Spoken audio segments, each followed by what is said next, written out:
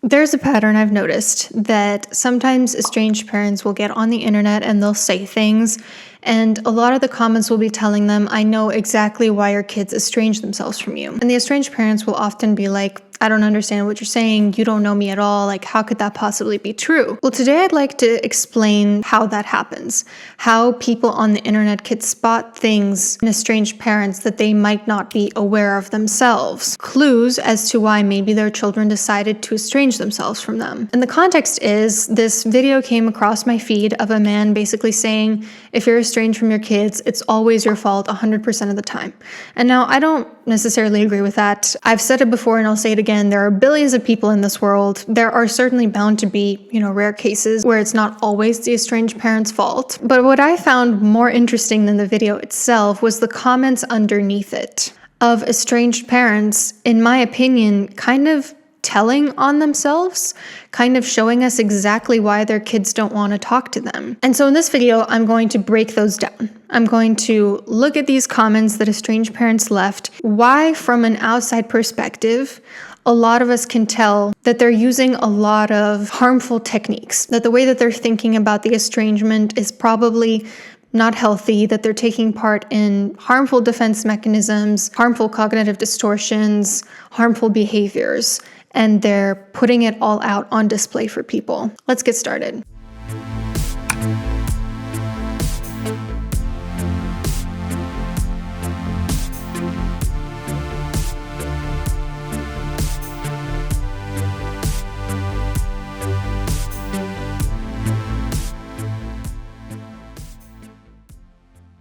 Starting off strong with, I'm glad my demon spawn don't talk to me.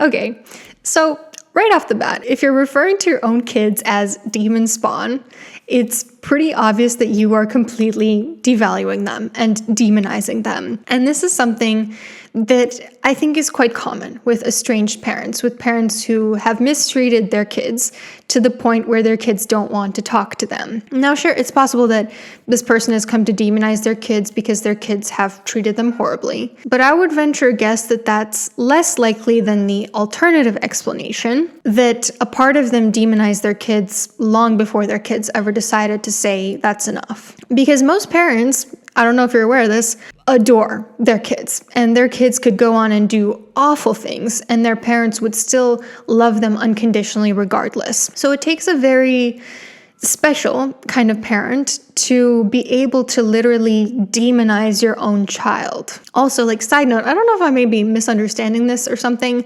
but if you're referring to your child as a demon spawn, doesn't that imply that you are the devil? Am I misunderstanding this? If someone is a demon spawn, they were birthed by the devil. Is that not the truth? Now, I'm using this person's logic, but I don't actually believe that. I don't believe that people are devils, that people are demons. I think that people are a mix of positive traits and negative traits, of harmful things they do and positive things that they do. Certainly, some people do a lot more harm than good.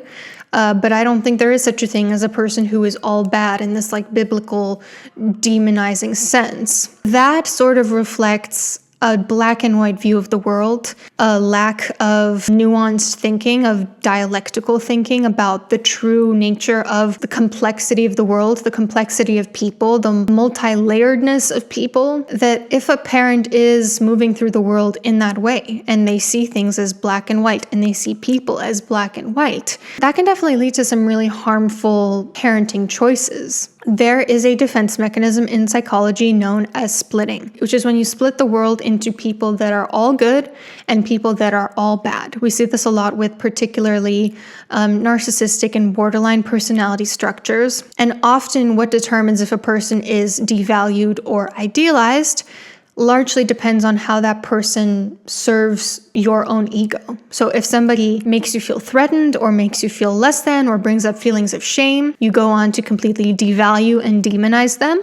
And if somebody is feeding your ego and making you feel good about yourself, then you go on to idealize them. Another really common theme that I saw throughout this comment section was just straight up personal attacks. He lives in La La Land. I think he had childhood issues himself. If you have never been through it, close your mouth. So rather than actually rebutting the argument that this person was making in the video, a lot of these parents, because let's be honest, I think a lot of these are estranged parents who are leaving these comments, are simply resorting to ad hominem attacks, are simply saying like, you're crazy, you have childhood trauma, just shut your mouth, I want to silence you. It's really interesting because I've seen this with my own content. Sometimes I will make videos on estrangement, and the comments I'll receive from estranged parent are things like, oh, this person's clearly biased, or you must be estranged from your parents, or even like this one made me laugh so hard. There's no way you know what you're talking about because you're clearly too young to be a wife or a mother.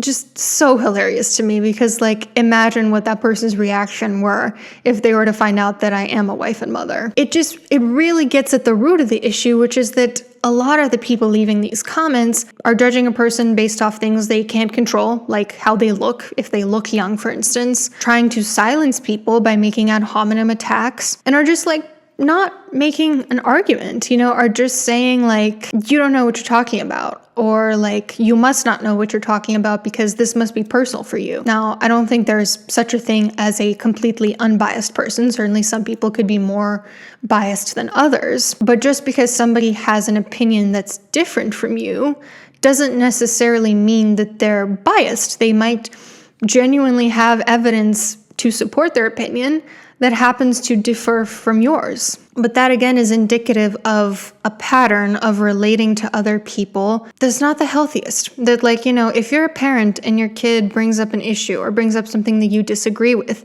and your instinct is to just make a personal attack or criticize something about them that they can't change, or say like, you don't know what you're talking about, or you're just too biased on this issue. You're not actually engaging with them intellectually, you're not engaging with them emotionally. That's terrible for intimacy, for connection, for repairing ruptures. It's a very invalidating way of interacting with other people, and therefore, again, it makes sense why said people might not want to interact with you anymore. Now, the next cluster of responses that I saw, this is so good. Blaming the daughter-in-law. How cliche, right? I am so excited to get into this next one, but I do want to press pause for just a second to talk about something else very serious. Look, I know people who have put off going to the doctor for months and years, either because of their own volition or because of very real systemic barriers. And by the time they finally got to the doctor, they found out that, things were a lot more advanced than they needed to be. And I also know people who spotted a health concern, went to the doctor as soon as they could, and got it resolved before things got worse. Regularly going to the doctor is one of the simplest ways to look after your well-being, because preventing something is way easier than treating something that's already become a problem. And that's why I always feel so proud to talk about today's sponsor, ZocDoc. ZocDoc is a completely free app and website designed to help you find high-quality and network providers. It simply trims many of the systemic barriers that I talked about. Firstly, you can find tons of healthcare providers in whatever specialty you're looking for. You can make sure that they take your insurance. You can make sure that they're quality providers, that they have good reviews. ZocDoc has a database of over 100,000 providers in a wide range of specialties, so you can just pick the one you want and instantly book an appointment online without having to call anyone. And in the world of unaffordable healthcare, ZocDoc is a really valuable tool. Not only is it free, but you can find doctors who are specifically in network with your health insurance, and all you have to do is create an account and book the type of appointment that you're looking for, and you can see them within like 48 to 72 hours. Please don't neglect your well-being. It is so much easier to target things when they are in the early phases or even in the prevention phases, so getting to the doctor regularly is super important. Find and instantly book a top-rated doctor today at ZocDoc.com/Ana. That's ANA. You can also click the link down below or scan the QR code on screen. Now, back to the next cluster of responses that I saw in this comment section. It's the daughter-in-law's fault. Mostly, it's the daughter-in-law's fault. Sorry, sometimes they marry narcissistic women who turn them. Sometimes it's because of the person they married. Sometimes it was like, oh, this person is being alienated from me by their partner, by their spouse, but most of the times it was specifically a woman, specifically the daughter-in-law. What is this about? So when a person sees their child as an extension of them, they don't see them as their own autonomous whole person. They see them as an object, basically. They don't see them as somebody with their own desires, motivations, thoughts, feelings. They see them as a puppet that people can control and manipulate quite easily. And so if you have been trying to control and manipulate said puppet, said extension of you your whole life, and suddenly they have a new person in their life who's maybe treating them better, who's maybe pointing out the dysfunction of the pattern, who's maybe starting to set boundaries with you, and your puppet starts to pull back, of course you're going to think this person isn't genuinely thinking for themselves, deciding to set boundaries, figuring out what a healthier dynamic might look between us. This person has simply been brainwashed by an evil, narcissistic woman. Now, why is it so often a woman that's the issue?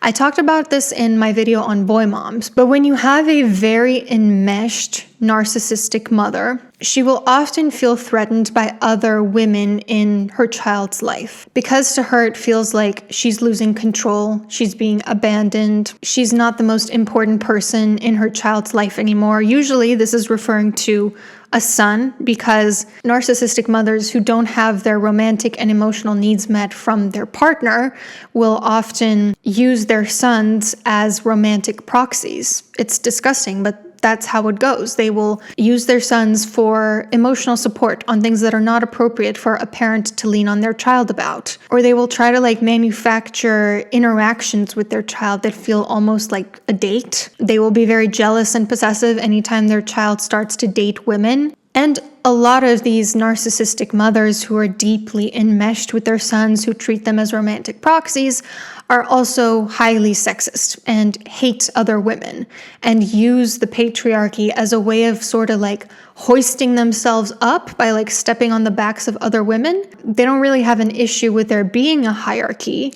They just want to be at the top of it. And so they sort of weaponize misogyny against other women. So they will weaponize misogynistic stereotypes against women, like saying that women are manipulative, that they are gold diggers, that they are harlots, all that good stuff. So that was my attempt at a very bare bones explanation of why estranged parents, particularly estranged mothers, tend to blame the daughter-in-law when their sons estrange themselves from them. But, it's certainly not always the daughter-in-law. Many estranged parents, regardless of gender, when their child starts to pull back from them, would rather think somebody is brainwashing them, whether it's their partner, whether it's a therapist, whether it's the internet, whether it's society. Somebody's brainwashing my child. It's not that they genuinely want nothing to do with me. It's not that my actions have actually hurt them.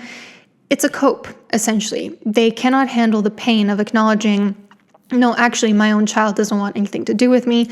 They would rather believe that their child can't think for themselves and sort of externalize the problem to something else. Another really common cluster that I saw among the comments was parental alienation. Parental alienation. Do more research. Divorce breaks up the entire family depending on the significant other, what they tell them to support the hate towards the other. I lived in my ex-in-laws destroyed me with their little bit of money and their big mouths. Hard when the mom brainwashed the kids. Have you heard of alienation? Do better. Okay.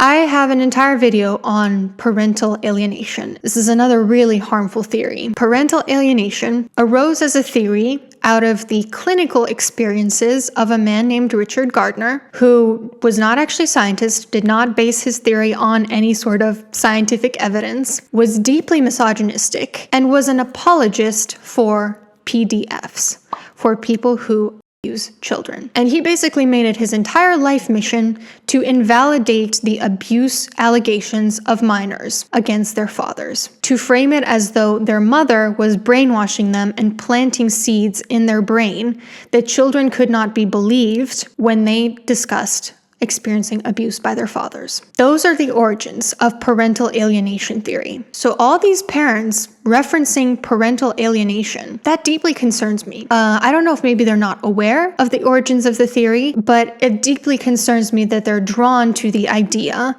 that somebody is brainwashing their children into not wanting to talk to them. Whether it is that person's spouse, whether it is their other parent, whether it is a therapist, it's the same issue, right? It's the same issue that many estranged parents do not believe their adult children, or sometimes minor children, genuinely don't want anything to do with them. They cannot believe that it had anything to do with their own actions. They instead blame somebody else. They see their children as little shells vulnerable to every blow of the wind, who cannot think for themselves. So if their child wants nothing to do with them, it cannot cannot possibly be that they did something wrong. It must be that somebody else brainwashed them. Now, ever since doing my video on parental alienation, I semi-regularly get emails from people saying my parent did exactly this to me. They accused my other parent of parental alienation when really I wanted nothing to do with them because of the abuse that I experienced. And I had plans earlier this year to make a video interviewing one of the top researchers in this field. So let me know if you guys are interested in that, because I think this is such an important topic that holds potential for so much harm and has such disgusting origins that it really is something I feel like people should care about. Now, the counter argument is always, well, don't sometimes people actually manipulate each other? Isn't it true that sometimes people get involved in other relationships and try to sort of sabotage relationships between two people? Absolutely. That has a name already. It's called triangulation. You can absolutely say, hey, this person is triangulating my relationship with this other person. They're trying to get involved in my relationship with this other person. They're trying to get them to see me in a negative way or get me to see them in a negative way or whatever it may be. That does happen. So why don't estranged parents just say that? Why instead are they drawn to a theory that was started by a PDF apologist, who's also an anti-Semite, by the way, and also hated women? The logical conclusion to me is they're drawn to a theory that tries to invalidate allegations of abuse because that might be exactly what they're doing in their own dynamic. Another super common cluster of comments that I saw was just plain, you're wrong. You're lying. You're wrong. You are totally wrong, mister. You are totally so wrong. You are wrong. You don't know what you're talking about. You are so far off base, it's unbelievable. Kind of along the same lines of like the personal attacks, the ad hominem attacks. It's just like they're not presenting a counter argument. They don't actually have anything to say that would rebut what the video was originally saying. All they're saying is, nope, you're wrong.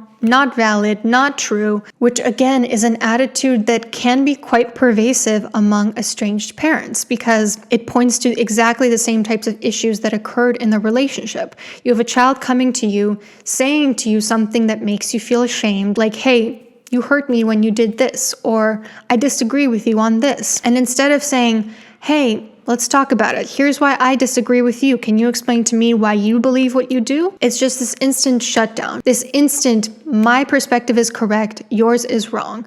No discussion about it. No considering the tiniest possibility that they might be in the wrong. Instant denial, invalidation, conversation shutdown. That is not conducive to a healthy dynamic. I thought this comment was interesting. Ridiculous. The vast majority of parents turn themselves inside out to provide, guide, and protect their children. Being mad or resentful for something your parents did or didn't do well enough to suit you is normal in early adulthood. What is different today is that being no contact has become a fashionable identity. These kids have been given so much they've had to make up reasons to be mad so they can be popular on social media. All parents make mistakes. Most mistakes are unintentional. Intentions matter.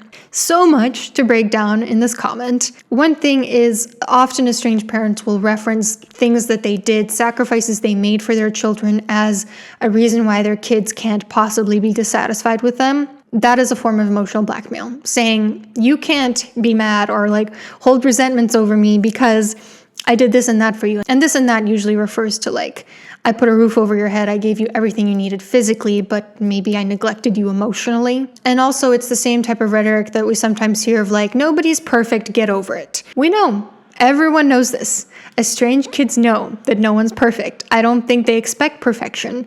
Or I hope they don't expect perfection of anyone in their lives. At what point is it that even if you do your very best, your best is not good enough for that person? And even though everyone's imperfect, your behaviors are so harmful that that person can literally no longer be in your presence. And then another cluster of comments that I saw was just self-victimization. You are 100% wrong. We grew up as Gen X kids and had to fend for ourselves, worked for ourselves, and became strong people, and we wanted to give our kids what we never had.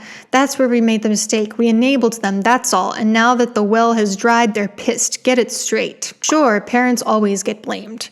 So we see this like, no, you guys have it so good. You guys have always had everything you wanted. I'm the true victim. And also it's interesting, this like very tribal thinking, this very generational thinking of like, my generation is right. Your generation, the younger generation, they suck. They listen to the internet and they believe in like therapy speak and they use words like boundaries that I don't think is productive. Like every generation has trends, certainly. Some things that they did well, some things that were a little bit more harmful in the end. I don't think it's productive to condemn people simply because they belong to a particular generation. I don't think it's productive to have such a tribal mindset. When your kid is coming to you with an issue, it's not an issue that they're Gen Z or whatever it may be. The issue they're coming to you is individual. It's a human being coming to you, another human being, and saying, you hurt me in this and that way. So those are like kind of the main themes that I saw in this comment section. I hope that this provided some clarity to anyone who maybe was wondering, like, what do people mean when they say, I know exactly why your kids are estranged from you? Like, it's because many of us can see a lot of the patterns of thinking and behaving and relating to other people that are likely to have contributed to a toxic relational dynamic, cause a schism between a parent and child. Because those things don't often happen in a vacuum, and people can sometimes hide things, behave worse behind closed doors, and then put on a facade. But a lot of people, they're not even very skilled at that. A lot of people, they can't help but sort of show their true colors. And if this is how they behave on a very public platform, I do have to wonder, how are they behaving behind closed doors? Don't forget to check out ZocDoc. Let me know what you thought in the comments down below, and I'll see you in the next one. Tell me what you mean, tell me what you mean, tell me.